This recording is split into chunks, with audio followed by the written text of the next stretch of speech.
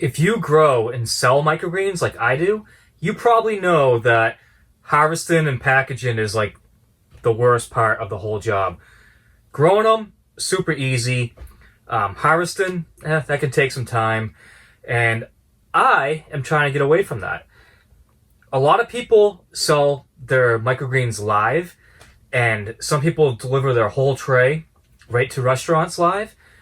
I've asked my customers if they want that, and they never wanted that.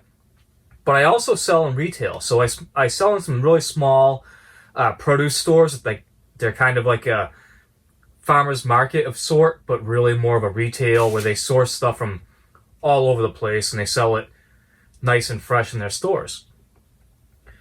So I thought, I'm already selling there as a packaged microgreen. Why not try selling there live?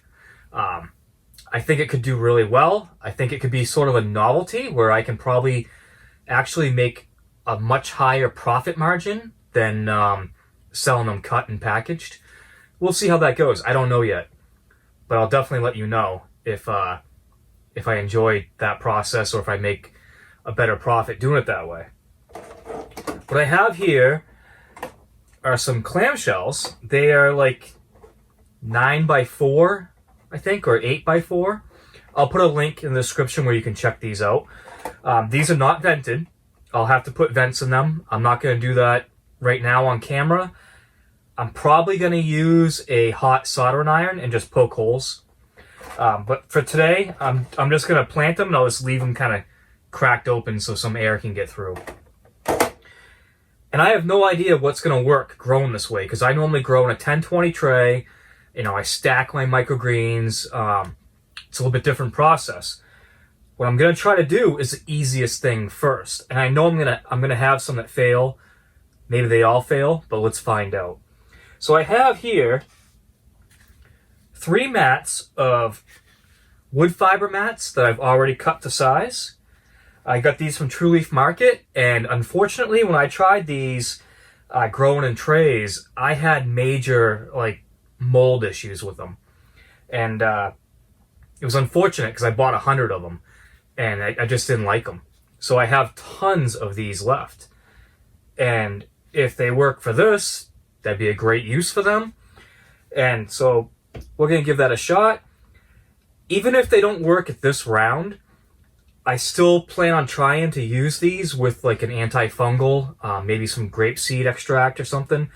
I mentioned that in another video that I may not have posted yet, but there are antifungal methods. Brent really knows those really well on hydroponic gardening and more with Brent. He does some awesome stuff. I keep talking about his channel, and I can't say enough about how good the guy is and the stuff he does. It's great. He has no idea I'm giving him shout outs, but he'll see this and he'll know. But anyways, so I have those wood fiber mats. And then I have these rock wool, which are crest plates. I'll put a link to those in the description as well, but they're really thin. They're like 1/4 inch thick or something like that. We're going to try those. Then the one I have the highest hopes for. This is hemp. So I have 3 sheets of the hemp pre-cut, ready to go. Now the big thing here is that for both the wood fiber mats and for the rock wool, I will be using a nutrient solution. For the hemp, I'm going to use straight water. I've had awesome luck in the past with hemp and water only. It's the only grow medium other than soil that I found that you didn't need nutrients. Everyone's going to tell you, you're going to hear all over the place that you don't need nutrients to grow microgreens. While that's sort of true, to grow a very nice, lush, healthy microgreen, you need nutrients. Whether that comes from the soil or whatever kind of nutrition's coming out of this hemp or this hydroponic solution, to get a really nice microgreen, you absolutely need additional nutrition. Seeds are only, I want to say designed, but I mean, they weren't designed, but their job is to develop a root that can go seek out water and nutrients. That's it. Beyond that, it's not really for growing a nice healthy plant Like if it doesn't find any nutrition, it's going to stay really stagnant and small and not get very big. Hemp, for some reason, works great. Doesn't need nutrients in my experience. And the rock wool absolutely will, and so will the wood fiber mats. So enough of this going on and on and on talking. Let's get started with what we're going to do. So like I said, I'm going to do 3 of each. I have some seeds here already I'm going to try out. I'm going to do a basic salad mix. I'm going to do some purple Sango radish. I don't usually do the Sango. I would do, if I was going to buy from True Leaf Market, I would buy the red Rambo, which is actually a purple. It looks just like the Sango, but just a lot cheaper. But I have this from an experiment I did previously, so we're going to use some of that up. And then, I wouldn't normally do this when I'm doing a experiment, but I want to throw a little bit of a wrench in this and just see how things do. We're going to do some basil. I'm going to do some red Reuben basil, and we're going to try it out and find out right off the bat, how's it work. One of the reasons I want to do that is that you can generally sprout basil really well directly under light, and it will do okay, but it will stay short. So will all these. But I think that staying short is going to be actually a benefit for me because these trays, or clamshells, I think they're 3.5 inches tall, which is not perfect. I would have liked something like 5 inches tall, and a quick search, this is what I came up with. So keeping things short won't be an issue. So let's get started. We're going to take and put a mat. We're going to do 3 of these. I bought a package of 50 of these for $18. So it's not super expensive. I can't remember what that came out to, but you can do the math. Divide 18 by 50 and get whatever you come up with. That's how much they cost each. I use Prime, so I get free shipping.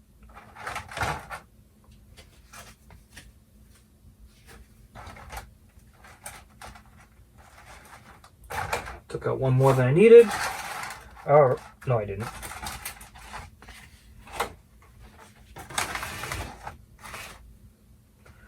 So I'm just going to add some of my nutrient solution to each of these.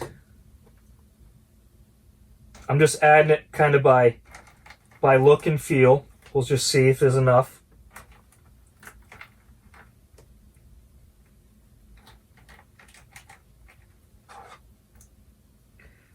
Now these wood fiber mats, they get extremely tender really quick.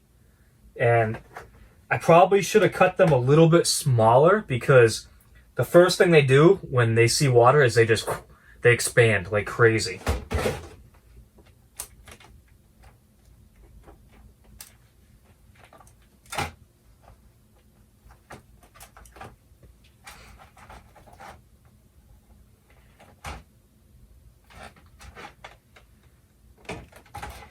Now, if you're an organic grower and you're organically certified, you would not want to use the nutrient solution I am using, which is the Maxi-Grow. It's not organic. I don't sell my stuff as organic. I have really no interest in going through the organic certification process, but if you are, don't use that. So, let's get started with planting. Start with the basic salad mix.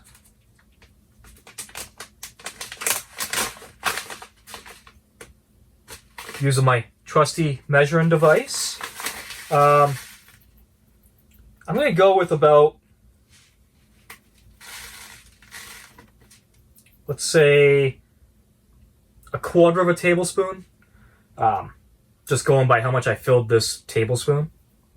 We'll see how that does. I'm not going to really worry too much about the measurement. I'm going to worry more about the spread and how's it looking in the little clamshell here.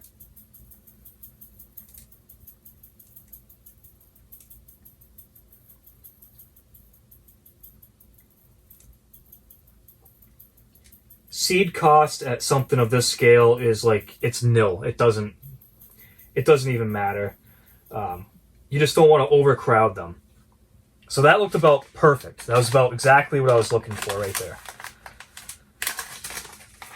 See if I can show you that without the seeds all going everywhere. But can you see that?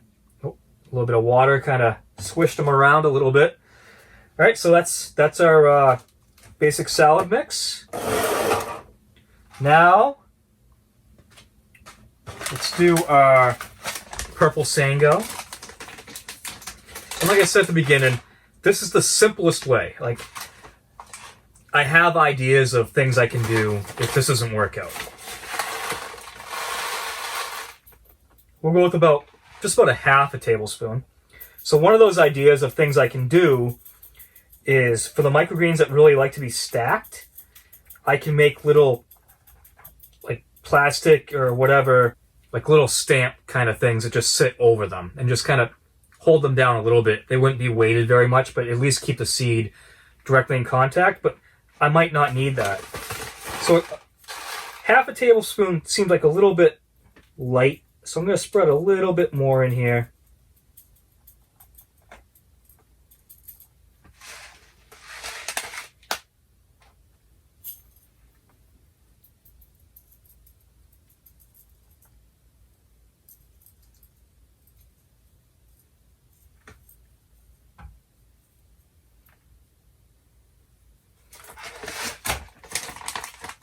Even if these samples work out and they grow well, I'm not sure yet exactly what I want to do with them. I might even put them out. I'll probably give at least one of my chefs a couple of them for free, just to see if he likes it. If I can convert him over to this, that'd be fantastic. And I might even just do some free ones in my retail stores and just see, are people interested in them? Give them away for free, get them hooked, and then I'll own them. Today, I have a sponsor, so I want to take a minute and thank Localine for sponsoring Corey's Cave. Localine is an e-commerce platform for all farmers, including microgreens growers, that can help you build a website, sell online, and save time on order tracking. Now, there's a lot of times that you might be going back and forth with your chefs on orders, like what do you have available? You know, it can be text messaging and all that. Localine can take care of all that for you.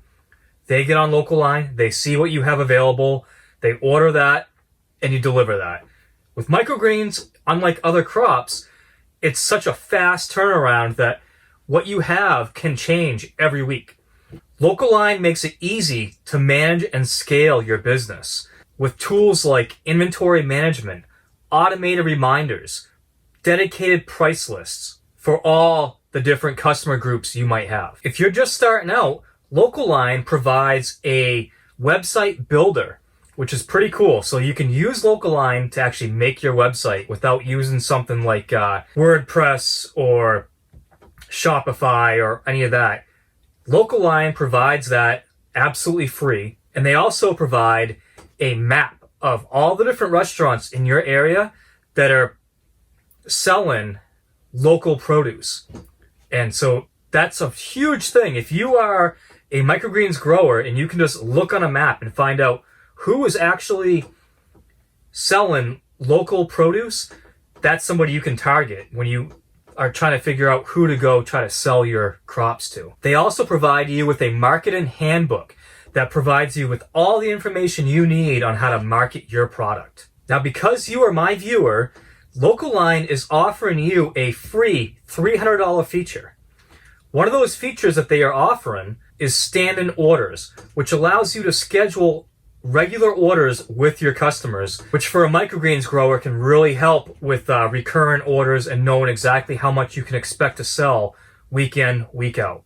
If you're interested in checking out Localine, check out my link in the description or go to the link I'm going to put up here. All right, well, I'm just going to spray these a little bit, mist them down. Do that with my other seeds too. All right. One left. This will be the basil. I'm doing a red Reuben basil. It's a really pretty basil. It's more purple than red. There's a lot of things like that, microgreens, that you see the name red and you think it's probably going to be red. Generally, it's not. The red Reuben basil, it's not very red. The red volcano radish, it's purple. So I'm just going to spread some of these out. I'm not going to really worry about how much I measured. I put more in my scoop here than what I'm going to want to use.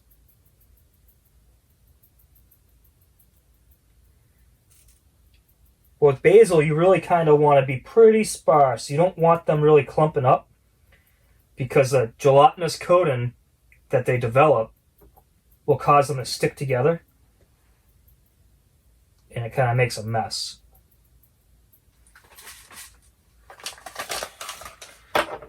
That's about enough basil. It's pretty light coat in there, but they should grow all right. So you can get a look at that. It's kind of hard. If I tip it too long, the water will puddle up and they'll make a mess. All right. So we have those ones done. Like I said, these are going to go straight under lights. I'm not going to try a dark out method, nothing. The easiest thing first, and then we'll adjust from there. I'm going to move these right under the lights right now, just to save myself some space on my little workbench here. All right, now let's do the rock wool. Rock wool, I've had very mixed results. When I first started using it, I was like, this is the best thing ever. This is going to be awesome. Then I had problems with my seeds not wanting to root in it. I think that's a pH issue, but I'm not 100% sure. Rock wool will raise your pH quite a bit. So a lot of people, what they do is they water it with a extremely low pH, like something like a 5.8, 6, and that will raise it up to like a 6.5 or something like that. I'm not going to mess with that today. That's a different experiment. We're just going to use the same nutrient solution as the we did on the wood fiber mats.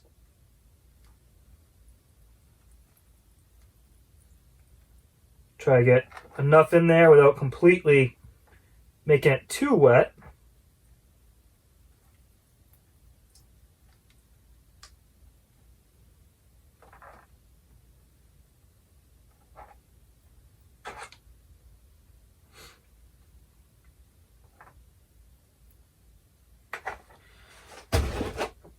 I keep doing this where I put one in every spot, but that's actually the lid for the other container.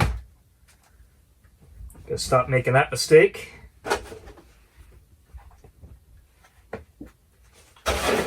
Just kind of move that around a little bit, try to get it to all soak in evenly. Now, if the rock wool works out, that'll be great in that I can source it really easily.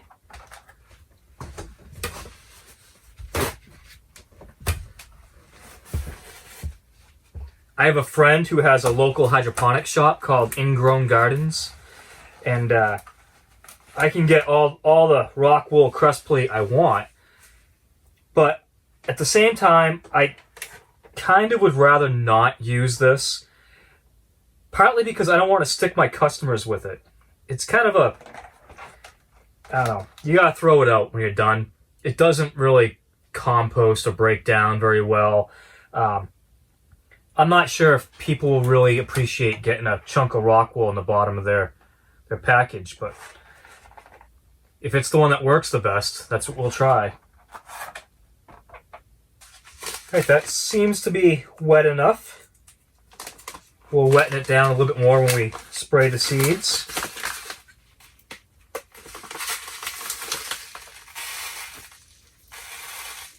Again, the basic salad mix.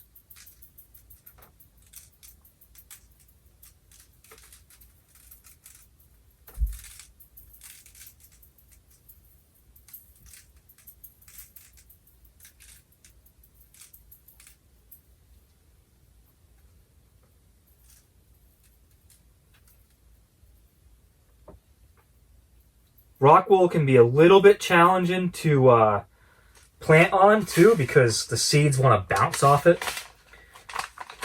I got that pretty even. Now we'll do the Sango purple radish. We'll just give these a nice mist, just like we did with the wood fiber mats. Now, I know I haven't measured out the seed exactly. Like, I probably have more radish on the rock wool than I do on the wood fiber mats, or who knows. This is really, like, I'm trying to see how well they grow. I don't care what the harvest yield is or nothing like that. I want to see, do they grow well in these containers? So our rock wool is all planted. Going to put these under the lights so that I have room.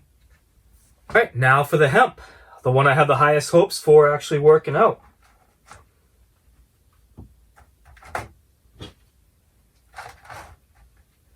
For this, I'm going to use water only. No nutrients, just water. I'm going to go over to my sink. I'm not going to bother recording it, and I'm just going to put a little bit of water on each one. All right, now that's looking pretty good. We'll put our basic salad mix. Same routine as the last time. For the last 2 times. Then our purple sango, radish. Now for the red Reuben basil. I really like the way the basil seed grabs hold of the hemp fibers and doesn't like move all around. We'll mist these. We'll get these under the lights and see how they do. Now, with most of my videos, I do try to do a complete test, beginning to end. In this case, I'm going to kind of stop here, and I will definitely do a follow-up to let you know how things are going. The basil's going to take probably a little bit longer. We'll see. The first thing that will probably sprout is the basic salad mix. That's usually the first thing to really kind of get going. And we'll see how it goes. Let me just turn the camera around really quick. I'll show you how it's set up and that I'm not doing anything special. They're under lights. It's getting kind of late right now, so the lights won't be on for too much longer, and then they'll be in the dark for the night, and then the lights will be back on tomorrow. I hope it works out with something so simple, but we'll find out. There they are, all under the lights. Up front, we've got some hemp, some rock wool, and the back, we've got our wood fiber. I don't expect the wood fiber to perform very well, but we will find out very shortly. Subscribe, like, hit the notification bell if you want to see how this video turns out. Thanks for watching.